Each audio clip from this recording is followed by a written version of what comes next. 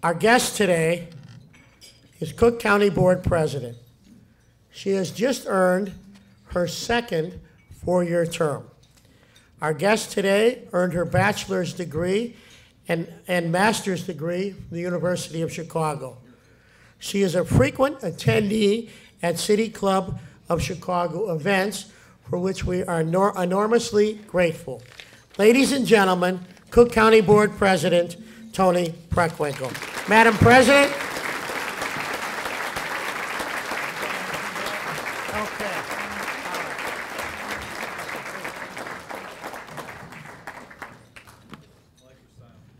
Good afternoon, everybody. I am very grateful to Commissioners Arroyo, Boykin, Fritchie, Gaynor, and Chairman Daly for joining us today. Dr. Jay Shannon from the Health and Hospital System, Rich Minacchio from the Housing Authority of Cook County, Arnold Randall from the Forest Preserve District, and Christian Mitchell, who's not quite my state representative, but who represents a goodly part of the 4th Ward, and who probably is the only member of the state legislature not down in Springfield today. So thank you, Christian.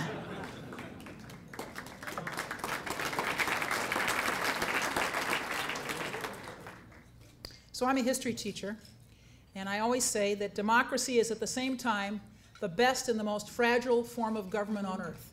The best and the most fragile because it depends on an active, engaged, informed citizenry. Active, engaged, and informed. And the informed part is becoming more and more difficult. If you think about it, the TV evening news is pretty much murder and mayhem. It's shootings and fires and car accidents. And many of our metropolitan areas no longer have a daily newspaper, or they have daily newspapers that are hollowed out shells of their former selves. So I'm very grateful to the City Club for the good work that it does, bringing elected officials, government staffers, business people, civic leaders to these kind of forums to share information and concerns and challenges. And if you look at the schedule of events coming up, you'll know how important and critical the City Club's role is. So thank you, Jay, and all of the people who were involved in City Club for the good work that you do.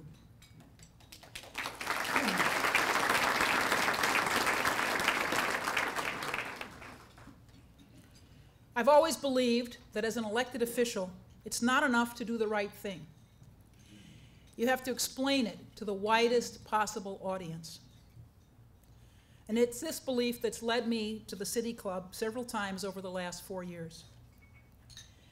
I've spent a lot of time talking about the challenges we faced coming into office and explaining our efforts. And in return, I have more complimentary City Club memberships and coffee mugs than I know what to do with. Just as important as explanation is gratitude. Most of you know that I usually start my remarks by recognizing people, and today is no exception. I see many of those here today who I'm lucky enough to count as part of our county team, and also those who've stepped up to lend their time and expertise in advisory roles. I'm grateful to all of you. I particularly want to acknowledge Kim Fox, my Chief of Staff, and Tasha Cruzat, my Deputy Chief of Staff.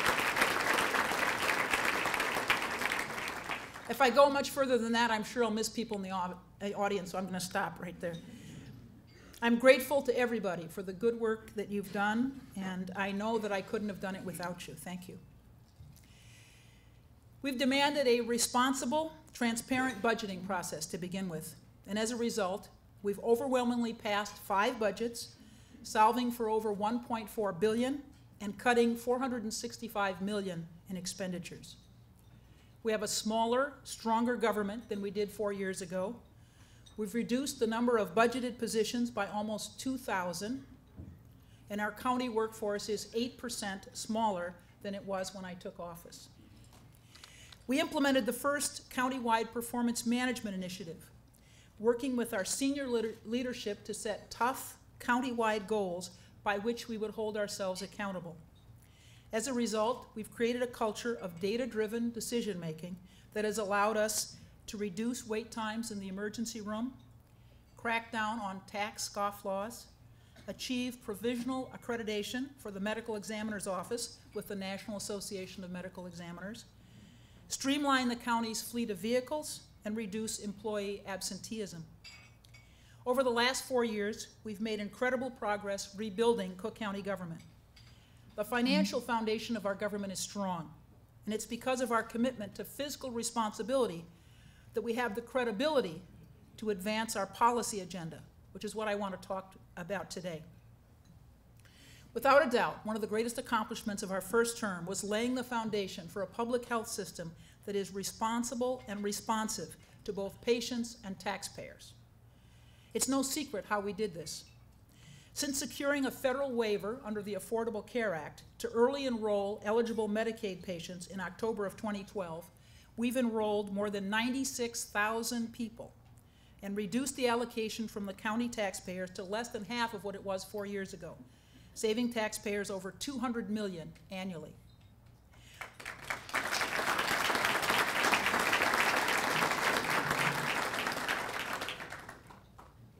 The Cook County Health and Hospital System will always provide care for the uninsured and underinsured. We're not abandoning that mission. We're expanding it. And thanks to the Affordable Care Act, we're moving towards long-term financial sustainability for our system.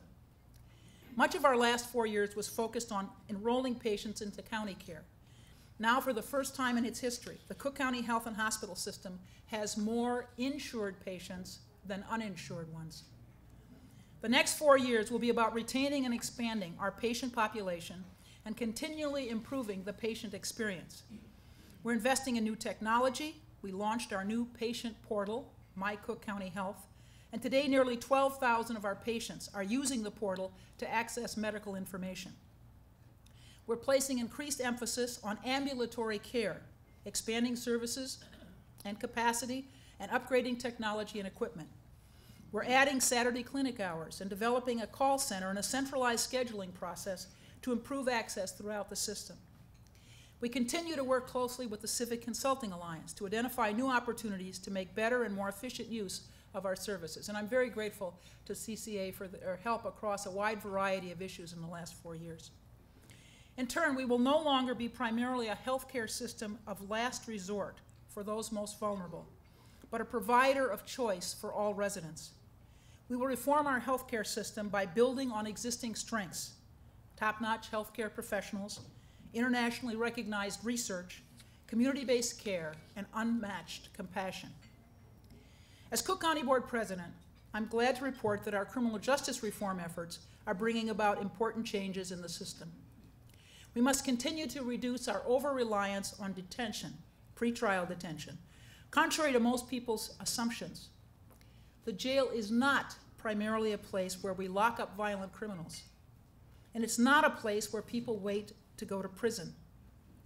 In fact, only 7% of the people in our jail are serving a sentence. 7%. 70% of those awaiting trial in the jail are accused of a non-violent crime, and they're detained because they cannot pay their bail. As I've said before, and I continue to repeat, our jail is at the intersection of racism and poverty in this country. 86% of the people in the jail are black and brown. 86%. My bitter joke is that if you look at our jail population, you would think that virtually no white people lived in Cook County. Our efforts have shown that we can release the majority of people accused of nonviolent crimes who appear in bond court, and we can release them without impacting public safety.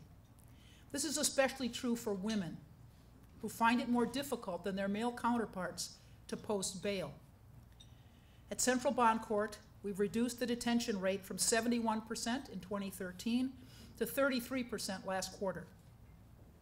For years, the daily jail population hovered at roughly 10,000. Today, it's 8,300, largely because of these efforts. For the last 8 months, it's been down 10% year over year. Moving into my second term, my goal is to reduce the daily jail population down to 7,500 people. But in order to meet that goal, we have to ensure that these efforts aren't the result of the actions of a few, and instead are the product of real, long-term systemic change. We need to use a good risk assessment tool in bond court, and we need to track results so that we continually improve our performance. That's why we're undertaking systemic reform of bond court, by deploying a data-driven risk tool that identifies appropriate defendants to release, who are then given clearly defined conditions and assigned appropriate levels of supervision. I'm grateful to the Chicago Community Trust and the MacArthur Foundation for their continued support of our efforts. We will be tracking results. The Board of Commissioners has approved a measure to require quarterly reports from all of our public safety actors to track progress on the initiatives underway to reduce the jail population and monitor costs associated with operating the jail. Just as it is important to reduce the jail population, we must also continue our efforts to reduce the number of young people in our temporary detention facility. I'm a history teacher by profession, so I have to begin by saying that the juvenile justice system in this country had its origins in Cook County. We are home to the very first juvenile court, advocated by Jane Addams. She pushed for a separate system because she knew that children are different. Common sense, and especially for us parents, experience, tells us this. Science confirms it. Young people are not fully developed. They make rash decisions sometimes without thinking about the consequences.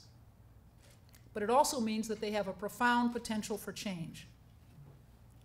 And yet that's not what our current system looks like. In 1982, the Illinois legislature began enacting automatic transfer laws. Under the law, children, predominantly age 15 to 17, but sometimes as young as 13, must be prosecuted as adults if they're charged with certain crimes. Previously, judges decided whether a young person would answer certain serious charges as a child in need of intervention and rehabilitation or as an adult.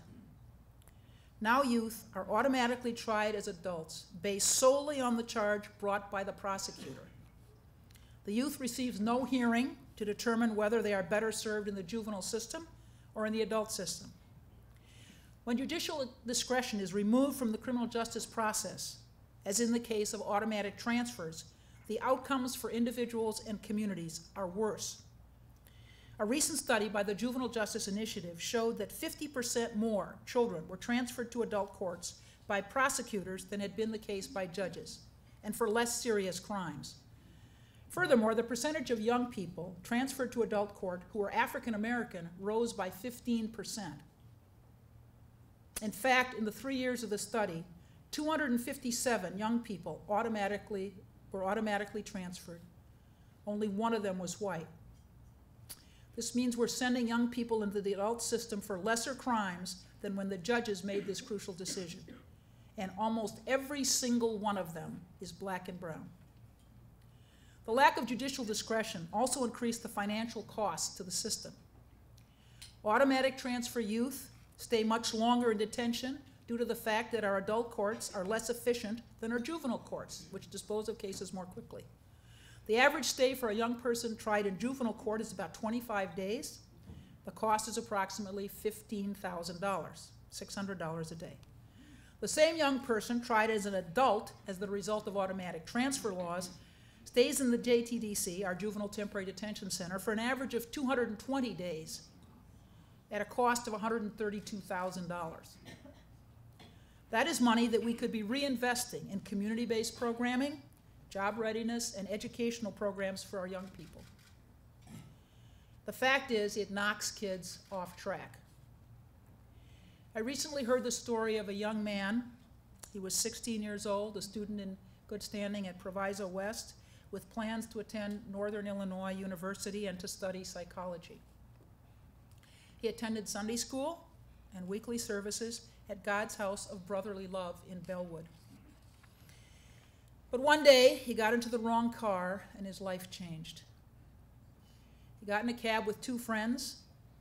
One of the friends grabbed the driver's keys, pulled a gun, and demanded his money. After receiving $45, he threw the keys away and all three boys ran.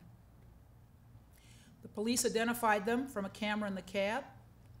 Because of automatic transfer and mandatory minimums, each young man was charged with a single count of armed robbery with a firearm and sentenced to the statutory minimum of 21 years. The presiding judge said that she would have given a different sentence, but her hands were tied. That 16-year-old boy who studied hard, went to church, dreamed of a higher education and a career, had his future stolen from him. I'm simply advocating that our laws reflect what we all know, that adolescence does not end at 15 years of age, and therefore we should allow all young people a hearing in front of a judge in order to determine whether or not to transfer that person to adult court. I'm very grateful to Representative Elaine Nekritz, who sponsored a bill to end automatic transfers. I want to reiterate my commitment that my office will work with her and anyone else to pass this bill. I've already testified in front of the Joint Committee on Criminal Justice Reform and urged them to abolish automatic transfers. This will be my top criminal justice priority in Springfield in this next session. It's clear that the second term will continue to focus on two of my biggest responsibilities, public health and public safety.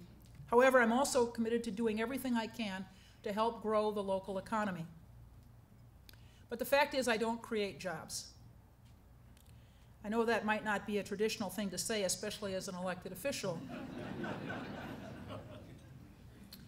But we all know that our economy is shaped by millions of decisions made each day by families, businesses, and investors in our region. Government, including Cook County government, cannot control that activity. However, governments can and should do more. In particular, Cook County government can and should do more. I view my responsibility as working to create a climate that makes it more likely that business leaders and investors will choose the Chicago region. Historically, most public dollars spent on economic development activities were designed to either retain or attract individual businesses. We used tax breaks, infrastructure investments, grants, regulatory relief, and other tools to support businesses. When I took over, we had all these tools, but they were scattered and uncoordinated. So I created a Bureau of Economic Development, and we've established sound criteria for using our tools. That kind of tactical activity is important, in part because every government uses these tools, and we have to remain competitive. But I will argue that that's not enough. We had to rethink Cook County's involvement in strategic economic growth planning. That's why we created a Council of Economic Advisors, co-chaired by John Rogers of Ariel Capital and Bill Osborne, the former Chief Executive Officer at Northern Trust. With decades of economic development experience and expertise, individually and together, their leadership has been invaluable. We created a framework to define the role that Cook County can and should play in shaping an environment in which the economy can thrive. There are four components. First, the most important thing we can do is to manage a responsible and transparent government. In addition to being better for residents we serve, it shows business investors that the county is efficiently and effectively managed and that they receive a fair return on their tax investment. Second, we had to find ways to partner with other governments and civic institutions to align our efforts. The economy isn't constrained by boundaries, jurisdictions, politics, or economic interests. In order to compete in the global economy, we must do so as a region. That is why my Council of Economic Advisors produced a report, Partnering for Prosperity, which outlined not only our strategies but our strengths. And I convened a meeting of chief executives, business leadership, and economic development staff of all the seven counties in the northeastern Illinois region and the city of Chicago so that they could work together to implement them. Third, we have to build on our existing strengths, areas where we have a competitive advantage over other regions. We've already made significant progress around metal manufacturing. We also know that we're one of the freight capitals in North America, handling $650 billion worth of goods annually. And yet there are more than 200 townships, municipalities, and counties that regulate the size, weight, and routes of trucks in this region, each with separate permitting regulations. These regulations add hundreds of millions of dollars to the cost of transporting goods and frustrate shippers, truckers, and customers. Now we're working to streamline the region's truck permitting so that although truck permitting and routing may not sound exciting, it's a critical issue that we need to tackle to maintain our preeminent position and support our business community. My fourth priority is the economic health of the 132 municipalities that are part of Cook County. They're our partners in growing the economy. Some of these municipalities are job centers. Some are commuter towns. Some provide recreational opportunities or retail. Some face fiscal challenges and others do not. The important point is that they're all part of the economic fabric of our county. If you read a headline about problems in one of these communities, it's not somebody else's problem. It's a problem for all of us. We can only have success as a region if we ensure that everyone contributes to and benefits from our economic growth. Regions that capture varied contributions from all municipalities are the ones that will thrive. Regions that turn their back on struggling municipalities and let them flounder will not. Since we know the economy is an integrated whole, we can't afford to waste any of its parts. And that's why I want Cook County to play a leadership role in developing sub-regional economic growth strategies. I'm redefining the county's responsibilities. We can work with clusters of communities that want to engage in more focused economic development planning. The county will partner with them and support them to develop their own economic plans, share resources to cut costs, and improve services. That's my four-part plan. Run an effective, efficient government that residents and businesses can trust. Work with stakeholders throughout the entire region to pursue strategies based on maximizing our existing strengths and assets, and to make sure that all of our communities are able to contribute and benefit from our efforts. I don't want to conclude without mentioning one of the more enjoyable parts of my job, and that's serving as president of the Cook County Forest Preserve. Some of my favorite times involve taking my grandkids out to the forest preserves, whether to the maple syrup celebration in Northbrook or to see the animals and walk the trails at the Little Red Schoolhouse. Now, I'm not going to go into this in too much detail because Superintendent Arnold Randall will be up here in the spring to tell you about everything underway in the forest preserves. But I will say the forest preserves are the gem of Cook County. Founded almost 100 years ago, our forest preserves represent the largest concentration of natural lands in the country, roughly 11% of the county's entire land area, and protect ecosystems of global significance. Illinois has 102 counties, and the most ecologically diverse one is our own. I don't take the stewardship of this legacy lightly. Over the last 4 years, we've developed master plans for recreation, camping, capital improvements, and other key areas to ensure we are effectively managing our natural and cultural resources. At the center of these unprecedented planning efforts is the ambitious Next Century Conservation Plan, which we launched last winter. The plan lays out the framework for Cook County to become a national leader in urban conservation. We're committed to restoring native landscapes, making the preserves more inviting, accessible, and engaging for everyone, demonstrating and expanding the economic benefits of the preserves, and ensuring future leaders sustain the focus on conservation and accountability. You'll have to come back on May 20th to hear more about the details from Arnold. In the last 4 years, we've become a model of effectiveness, setting goals and working hard together to achieve them. But make no mistake, the next 4 years won't be without challenge. The progress we've made is reflected in the goals we set. We look forward not just to rebuild and repair, we're tackling problems and we are seizing opportunities. I'm looking forward to the next 4 years. Thank you.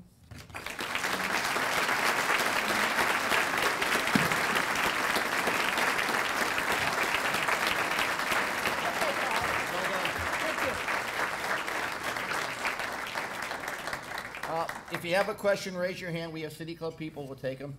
We have a question already. All right, good. The Honorable Dan Miller. Hey, Dan, how long has that been said? What enabling legislation is needed from the state to help Cook County address its pension unfunded liability? That's like a nice softball question. Pensions, yes. Ivan Samstein is here, our Chief Financial Officer. He's probably better equipped to answer this question than I, but we're in the peculiar position that the state has to give us permission to change our pension plans. And we went to Springfield after 2 years of hard work with our labor unions, putting together a plan that I think it's 2/3 of our union leadership approved.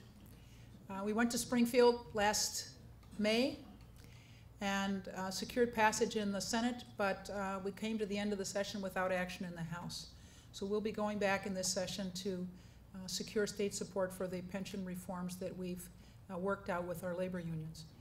This is a tough issue for us. It's a considerable unfunded liability, and in my view anyway, it's our obligation not to kick the can down the road further, but to try to address it, and we're going to try to do that as quickly as we can. We need, of course, the cooperation of the legislature and the governor, and I'm hopeful that we'll secure it.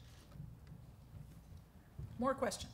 Well, we don't have that many. In fact, we have a unsigned one, but since we're not exactly overflowing with questions. You'll take it anyway. Yes, and there'll be a prize. Who knows the 1868 Dillon Law?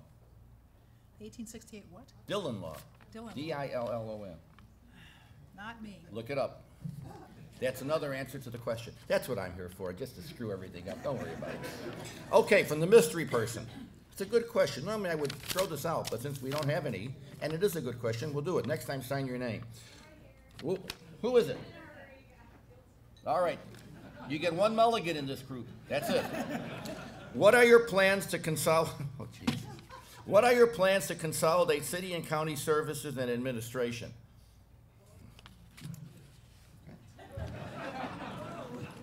So shortly after Mayor Emanuel was elected, but before he was sworn in, we sat down to lunch and talked about the fact that we share a building and little else, and that it made sense to try to work together. So after he was sworn in, created a task force to look at areas of possible collaboration and cooperation. And we've done a number of the things that were suggested. There were a couple dozen ideas. For example, we created the Chicago Cook Workforce Partnership, putting together the employment training initiatives of the county, POET, President's Office of Employment and Training, the Mayor's Office of Workforce Development, and a workforce entity for the north and northwest suburbs. So we now have one entity for the entire county called the Chicago Cook Workforce Partnership, and the federal funds that previously came to those separate entities now all go to the Chicago Cook Workforce Partnership. And in addition, because it's a not-for-profit organization, it can request and secure support from the philanthropic community and businesses directly. So that's one example. We've done a lot of piggybacking on each other's contracts. We've got a lot of sharing in the IT arena. We've done a lot of shared collection of taxes, cigarettes, for example. Previously, if a county inspector went into a 7-Eleven or a gas station and was checking for stamps for the county, they wouldn't also check for the city. And now we mutually enforce those taxations, so that's been helpful to all of us. So there are a number of ways in which we're working together that we think make sense, not only for the people of Chicago and Cook County, but also save both governments a lot of money. I can't tell you off the top of my head how much money it is, but it's tens of millions of dollars every year. So we're working together, and we're continuing to move down the road, working through the suggestions that were made for that task by that task force in 2011. How about a round of applause?